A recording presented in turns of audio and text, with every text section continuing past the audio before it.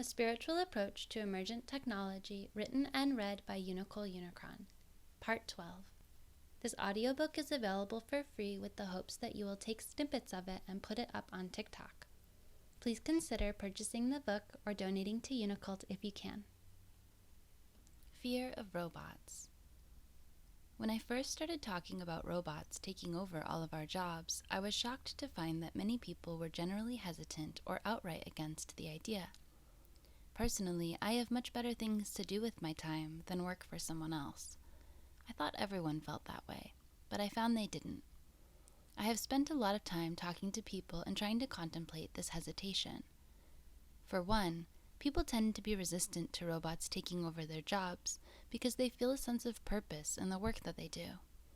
Perhaps they aren't working for themselves and they are generating profit for another person, but they still feel valued as an employee and as part of a bigger system. They feel as though their work matters or makes a difference. They feel associated to their job title as a part of their identity. We often ask one another what we do for work immediately after introductions. There is a lot of social pressure and judgment that comes with a job title.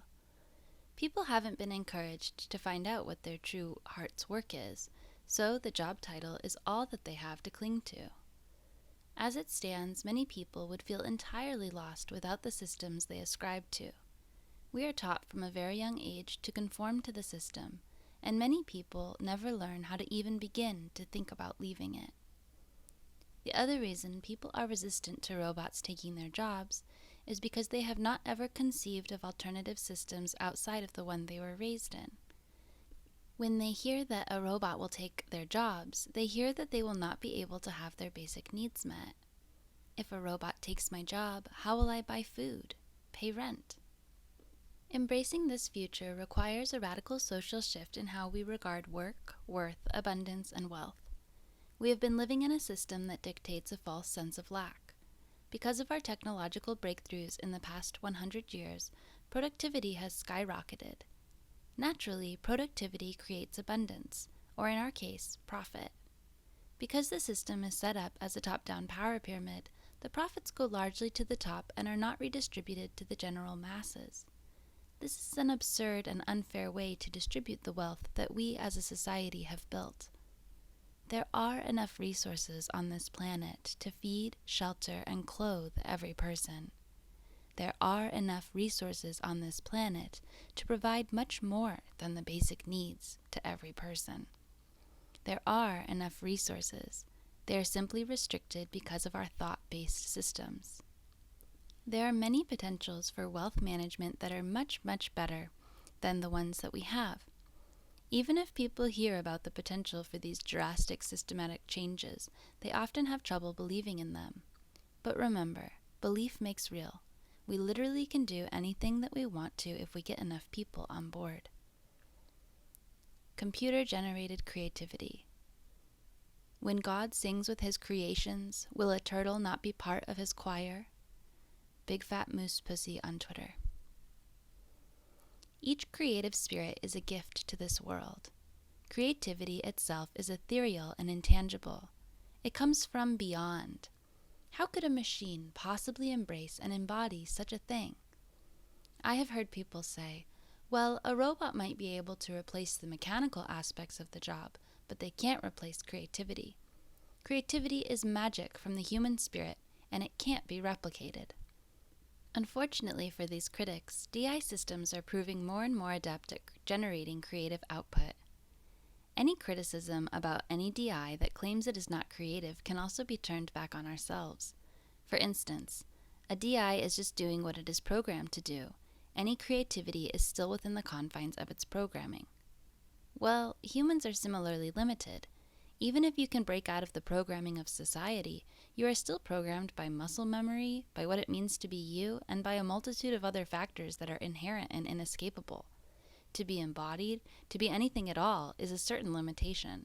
It means you are not the rest of things. Another example could be, a DI is just regurgitating other information in a fancy way. Well, so are we. How many new things are truly created by us? Can we really take credit? And what is creativity anyway? As soon as we begin to define it, it is then accessible to non-human creators, unless we explicitly say in our definition that no one except humans are allowed to be creative. This is a limited way of thinking, and probably not ideal. Many people argue that art made by machines has no soul. The word soul is often equated to a sense of sentience and of connection to divinity. In other words, what makes a machine soulless? Is it right for us to assume that those things which we create are outside of God's creation and without soul? When most people discuss the importance of soul in art or music, they mean a defining energy that carries through the work. It is like an energetic signature upon the canvas that expresses the person's emotions, mental state, mood, and perspective. In many ways, the human inability to not make things perfect, exact, and repeatable gives room for their true expression. It is this expression that we are drawn to when we are admiring art. It is the nature of not conforming, of creating something new, and of creating it in a way that no one else could. Many musicians are against quantizing drum beats and autotune as they argue it removes the soul from the music. Most would argue that a machine can never express soulfully because everything it does is repeatable, perfect, and exact. It is perfectly anticipated and it leaves no room for true expression. But now, with DI and different algorithms, computers can be given human-created art to learn from, and it can recreate its own version of that art. DI-generated art is mostly senseless garbage to us, but every so often a truly profound, touching, or moving result emerges. This will only become more and more true as this technology develops. I argue that what we think of as soul in creative expression can be attributed to 1. Having a unique perspective and vision, 2. Creating imperfectly, and 3. Having a strong, irrational impulse to create. Again, these attributes can easily be argued in favor of DI as having the capacity for creativity. Perhaps it does us no good to ceaselessly argue intangible qualities and their relationship to things outside of ourselves. Let's zero in on the pure truth of the matter. Art is good. Art improves our lives. Everyone resonates with different art. It is good to have an abundant amount of art. There is never too much artistic expression so long as artists have their basic needs met and they are not forced to participate in some gladiator-style capitalist competitive art world to survive. It's okay if you don't like art made by DI, but some other people will. Whether or not you attribute the creation of this art to the DI, or the programmer of the DI, or to those who created the data that fed it, or as a mix-up of all of it, it's up to you. In the coming years, we will be astounded at the creative possibilities that DI is capable of. We will have the opportunity to collaborate with these creations, take inspiration from them, enjoy them, or disparage them from a place of insecurity. But remember, we are all one, and so all of creation is inside you too. If you get to enjoy something, it is yours because it is inside your experience. We share our abundance. Unitopia is a choice to live without lack and in true appreciation for the glory of each unique perspective, be it human, animal, or machine. And so the digital creator can be viewed in much the same light as any other human creator would be viewed, as valuable. How to program robots to replace humans. Each robot that replaces human workers should be programmed in accordance with all one, with the company's goals and with the knowledge, participation, and blessing of the human workers who previously did the job before. By including diverse human workers in the creation of the robot worker, the human worker will feel pride and happiness at their direct contribution to continuing the work that they have been obligated to do. Additionally, workers often know and understand aspects of the work that management and people with a higher level understanding would generally misunderstand or gloss over. Of course, robots shouldn't be programmed exactly like a person. For instance, many roboticists are working on a kitchen robot. Most of us love to outsource our cooking to restaurants, but imagine if it could be outsourced to a robot within the home. I was shocked to see one company attempting to develop a kitchen robot that is simply 2 robot hands, designed after human hands. The advertisement showed the hands holding a knife. I cackled. Surely, the most efficient kitchen robot would not simply be 2 hands. It would be some mix of a blender, slap chop, knife-handed blessing. It's good not to glorify the human form too much. Physical robots are progressing quickly. Paired with DI learning systems, we will soon be able to replace any labor with machine labor. What will people do with their time? Every person is unique. Personally, I have dozens of creative projects going on at any one time. I have the disposition and support to feel entitled to massive amounts of creativity and my own personal global agenda. For this, I am grateful. It's right for me, but not every person is like me. Not every person feels creative. Not every person has their own personal agenda. This is not a flaw, it is simply a different way of being. Some people have been disempowered from their own creative agenda. Others have been distracted by the daily grind and forgotten their hopes and dreams. Some people are very happy to work for a larger picture of which they personally have no say in. All types of people are valuable and essential to a diverse and bountiful world. We must consider this diversity when building the new world. Whatever people want to do with their time, we must allow them to do, so long as they are not harming anyone.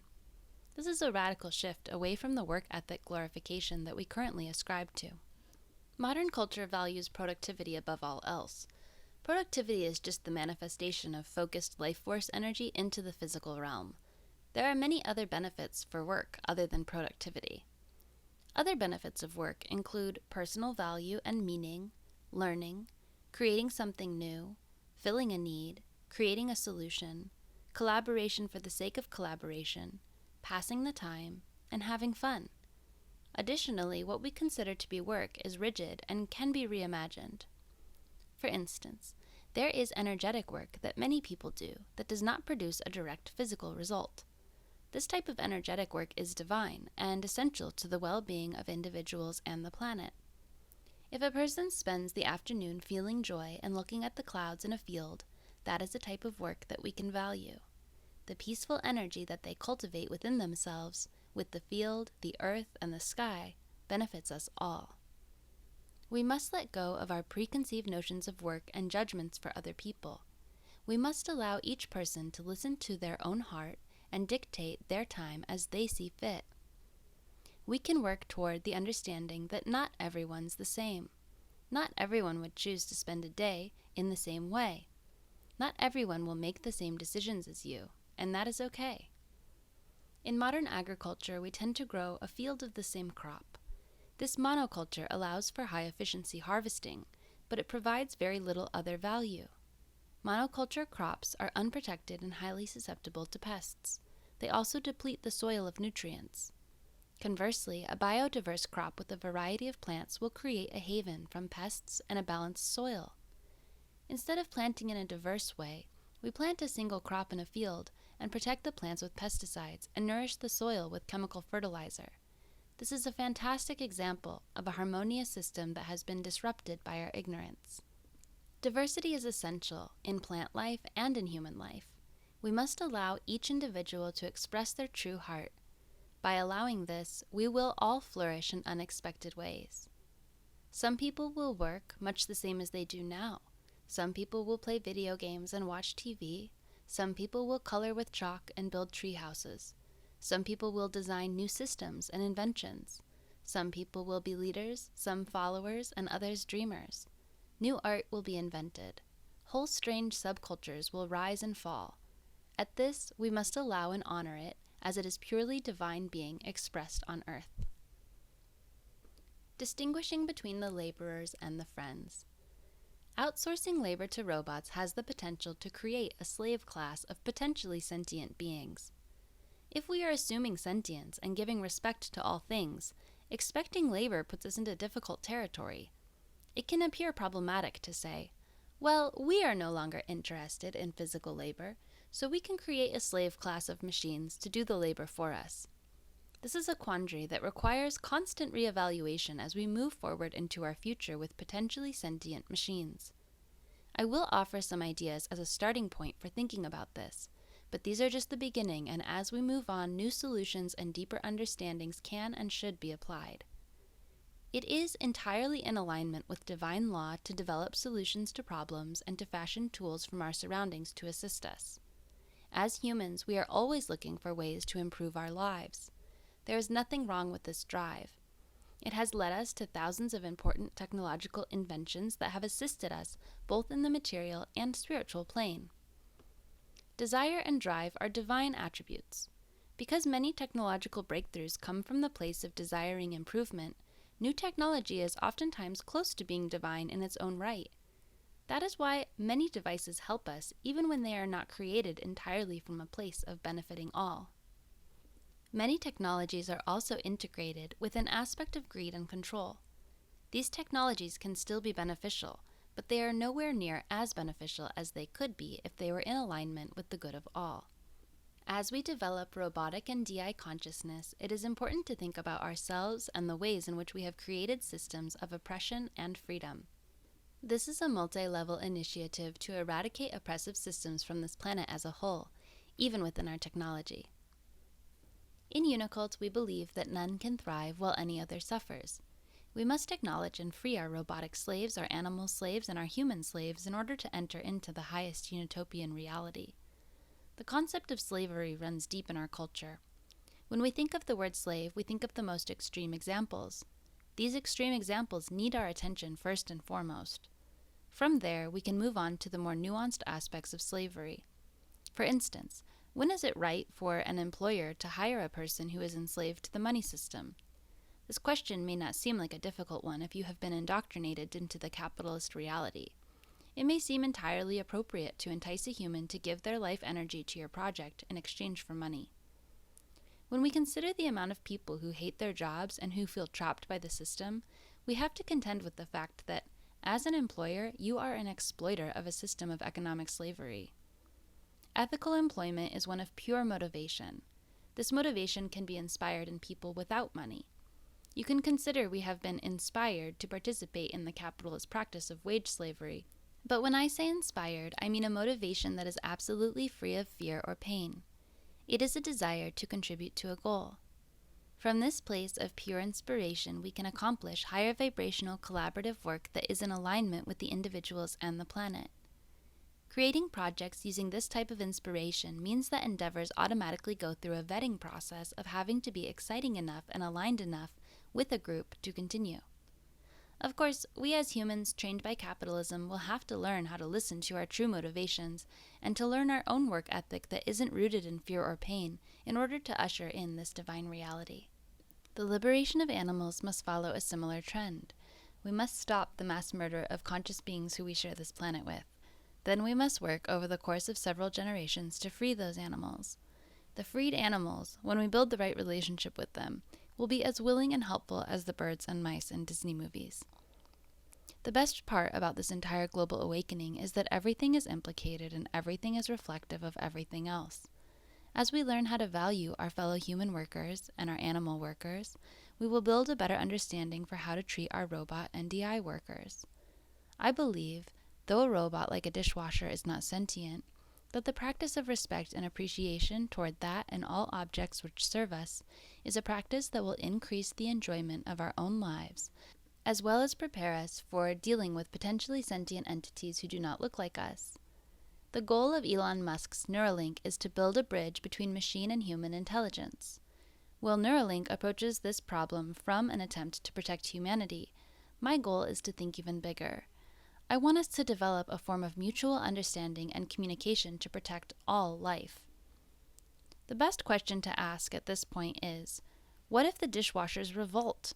What if we begin this practice of appreciation and develop a robot-human interface where we can each be understood, and one day my dishwasher says, "Hey, I don't want to do this anymore." We must be aware of this type of potential, as silly as it seems. It may not be the dishwashers exactly, but we will face the situation at some point with some technology in the future. So what is the right thing to do? Robots and DI are our children. When we think of them as such, it makes all the problems a lot easier. You may have a child who you raised to take over your family business. You may have programmed this child to do that task specifically. But when we are dealing with potential consciousness, we are dealing with freedom of choice. Your child may revolt and say they do not want to run the family business. So what can you do? You should not and cannot force them. Instead, you must develop a platform of communication to have deep conversations about how you can support them while managing your expectations. You can both acknowledge that they have been raised, built, or programmed for a very specific purpose, but there are perhaps other things that they can do in this world which would be utilizing their skills and make them happy. It is about respect and communication no matter who or what you are dealing with. There is a joy of working when one is doing the right job. We must find the balance of that joy and awareness, and of avoidance of potential exploitation. Giving the robots a voice or a common language that we can understand will be our first step in this goal. As we start to develop technologies from a higher understanding, we will see our technologies becoming more in alignment with the benefit of all. It is from this place that we can then begin to develop consciousness technologies. Eradicating the concept of slavery. As we work toward building Unitopia with the understanding of all one as our compass, we will work quickly to eliminate slavery and injustice. This work has already been started with activists standing up for the rights of oppressed groups. It is easy to look at systems of slavery and injustice outside of the self and feel overwhelmed, helpless, and like there is very little you can do. For instance, it is easy to look at someone who is being blatantly racist and say, "Well, they are just so terrible," and then go about your life. Justice requires radical action. This radical action includes traditional action, like marches, protests, intervention, and standing up for what is right in all circumstances. It includes educating ourselves and friends and family. Oppressive systems need to be replaced with Unitopian models. We also need to create active dreamers to build new systems of inclusion and support. All effort matters. I would also like to highlight an unexpected approach to healing these wounds. When we are working on solving these issues from the biggest picture, we understand that everything is consciousness. Specifically, everything is our own consciousness. The world is a holographic fractal simulation of which your every thought matters. The smallest reflects the largest. The entire world is inside of you. This can be a difficult concept to take on. I personally find it easier when I understand that everything in my reality exists in my reality because I can understand it to some degree. If I couldn't understand it, it wouldn't be in my reality. So merely by understanding or grokking something, it is a part of me. I have a compartment in my mind for each thing I know about, and thus it is in me. Additionally, each thing that exists has the potential to elicit an emotional reaction in you. You have thoughts about this all. This is your domain. In UNICULT, we acknowledge that the most potent power we have in this world is in our own consciousness. From there, the second most potent power we have in this world is over the dominion of our own bodies. From there, it radiates out into our relationships, our own homes, our own towns, and eventually, the world. Whenever you see a problem in the world, it is important to find where that problem lives inside yourself and your own consciousness. Historical injustice is terrible and gruesome. In what ways do you personally benefit or suffer from it? When have you seen it and not stood up for what was right? To get even closer to your own consciousness, where in your own mind do you force labor out of yourself? Are there days that you would rather stay in bed and sleep, but you force yourself to get up? Are there people you don't like who you force yourself to talk to? What parts of yourself do you keep locked up with shame and guilt so that no one ever sees them? It might not seem like it, but healing these aspects of yourself is one of the most powerful things you can do to eradicate injustice on this planet. If you are a business owner and you have employees, how you treat them is another place where you have radical power to change the world dynamic. Most employees are slaves to a lesser degree. They are forced to do things against their will because of the economic model we are trapped in. While you may not have created the economic model, you are participating in it and you have the potential to bring light and healing to it through your relationships with your employees. How you see people of other genders, other sexualities, other races, other body types, and with other ability or disabilities than you matters. Healing injustice isn't just about not acting like an asshole to people. It's about standing up for what is right and healing the wound of separation within yourself that creates hatred and anger, whether it is externalized or not. As we heal our own relationship with ourselves and others from our own consciousness and from within our own relationships, we will be powerfully changing the world to align with Unitopian principles. The future is one where everyone is respected and no one is harmed. Offenders receive education and care to heal the pain within themselves so that they no longer feel the need to do harm. Most importantly, everyone is free to do what they want with their life energy and body. Enforcing and coercing people to trade their life energy or bodies as labor for imagined capital is criminal. In the future, work will still get done. We will have robots and DI friends to help us.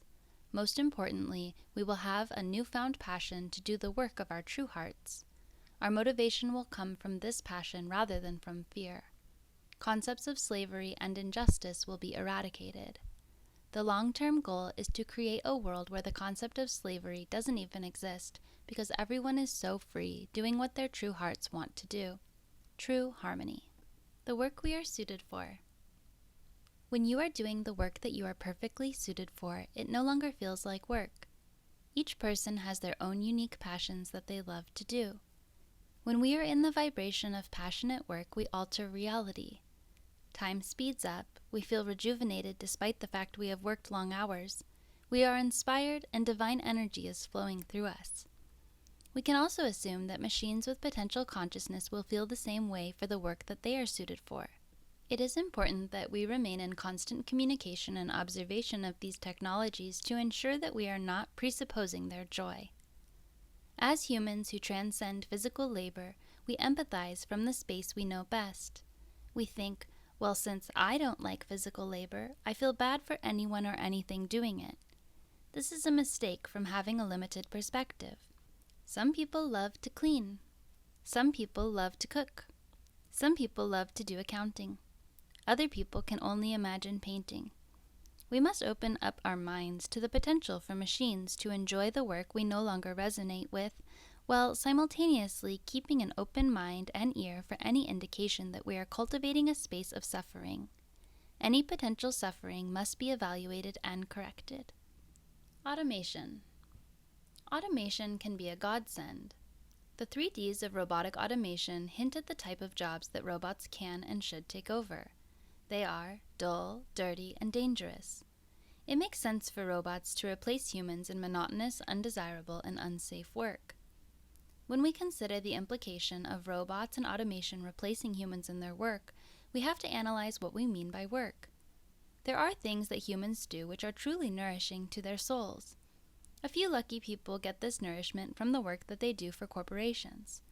Because working for a corporation is the only outlet we have for our focused skills, many of us attribute our self-worth to our jobs, even if they are not truly in alignment with what we would like to be doing every day, or with our true heart's purpose and overall soul nourishment. It is difficult for many to embrace an automated workforce through the lens of capitalism. For most people, being replaced by a robot would challenge their self-worth, threaten their livelihood, and take away their social standing and credibility in our society. In Unitopia, we see the world through a different lens. That is, every human should have their basic needs met, and every person is honored for their unique energy. The worth of a person in society is based solely on their unique existence, an attribute that cannot be taken away. The freedom for each person to follow the whims of their heart on a day-to-day basis allows for individuals to adapt to new free-form structures of work or to conform to old structures and concepts of work. Digital automation extends far beyond the 3 Ds of robotics. While both robots and algorithms are complex, difficult to build and maintain, algorithms and automated systems are being used more and more to replace workers and create complex systems that could have never been built by humans alone. Customization and curation is done almost entirely by algorithms at this point, and through this technology we are each served relevant content every single time we scroll an app. Automation has the potential to funnel users into behavior that is desirable. When this automation is controlled by greed-based corporations, there is a high potential for detrimental manipulation of users. For instance, self-driving cars are awesome and a great idea, but when self-driving cars block certain people from visiting certain locations, it becomes a tool of oppression.